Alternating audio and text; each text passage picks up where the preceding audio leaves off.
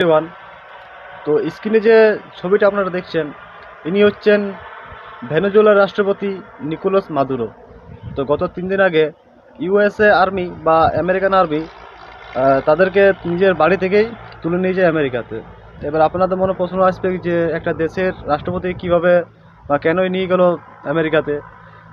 তো মেন উদ্দেশ্য হচ্ছে আমেরিকার যে ভেনেজুয়েলাতে রয়েছে সবথেকে মানে মজুদ যে তেলটা, সেটা এখন ভেনেজুয়েলাতে অবস্থিত প্রায় 312 মিলিয়ন ব্যারেল। ঠিক আছে, তো এই তেলটা রয়েছে, এই যে স্ক্রিনে দেখতে পাচ্ছ যে কোন দেশে কত ব্যারেল বা কত তেল এখন আপাতত রয়েছে। তো এর লক্ষ্য বা এর উদ্দেশ্যেই আমেরিকা অ্যাটাক করে ভেনেজুয়েলাতে। তো সেরকমভাবে কোনো মানে যুদ্ধ হয় নাই, কিন্তু আমেরিকান যে আর্মি আছে পুরাপুরি যেটা অপারেশনটা করে পুরাপুরি গুগলের মাধ্যমে, যে পুরাপুরি লোকেশন ট্র্যাক থেকে শুরু করে সমস্ত কিছুই গুগলের মাধ্যমে করে। এবং ভেনেজুয়েলার যে রাষ্ট্রপতি তাকে বাড়ি থেকেই রাত্রিবেলা তার স্ত্রীকে নিয়ে চলে যায় আমেরিকাতে। আর ব্যাপার হচ্ছে এই জিনিসটা অনেক দেশেই আছে যেটাকে ইনলিগ্যাল বলছে বা ইন্টারন্যাশনাল যে ল আছে তার বিরুদ্ধে বলছে। তো আমেরিকার তাদের টার্গেট যে ভেনিজুয়েলার যে তেল আছে সেটাকে তারা নিজেদের কাছে নিজেদের করবে এবং সেই দেশটাকেও আপাতত আমেরিকায় চালাবে।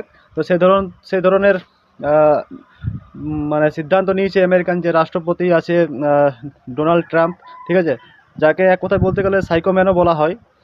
তো এই ধরনের যে সিদ্ধান্ত নিয়েছে হঠাৎ করে, তো এবার যে বাকি দেশ আছে যেমন আমাদের ভারত আছে, চীন আছে, এই ধরনের যেমন চীন মঙ্গোলিয়া অ্যাটাক করতে পারে, ভারত পাকিস্তান বা বাংলাদেশে পাকিস্তান যেমন বালুচিস্তান আছে সে ধরনের কিছু প্ল্যান করতেও পারে।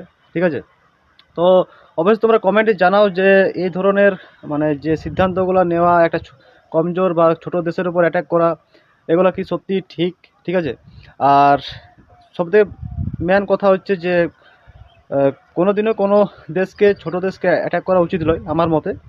আর এই ধরনের ইনফরমেটিভ ভিডিও দেখার জন্য অবশ্যই আমার চ্যানেলটিকে ফলো বা শেয়ার বা সাবস্ক্রাইব করে রাখবে, যাতে এই ধরনের ইনফরমেটিভ ভিডিও আপনাদের কাছে তাড়াতাড়ি পৌঁছায়। ঠিক আছে।